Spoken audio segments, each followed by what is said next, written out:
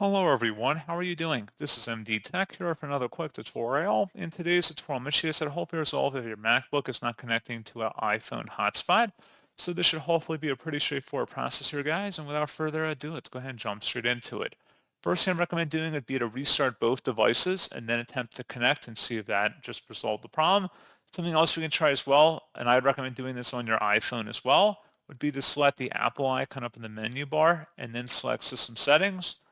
So on your iPhone, you want to go underneath both your Wi-Fi and your Bluetooth and make sure they're both toggled to the on position and that they are able to be paired together. You should see your device listed under here on the Bluetooth section on your Mac, and then hopefully you'll be able to add it directly to your MacBook, and then you should be good to go.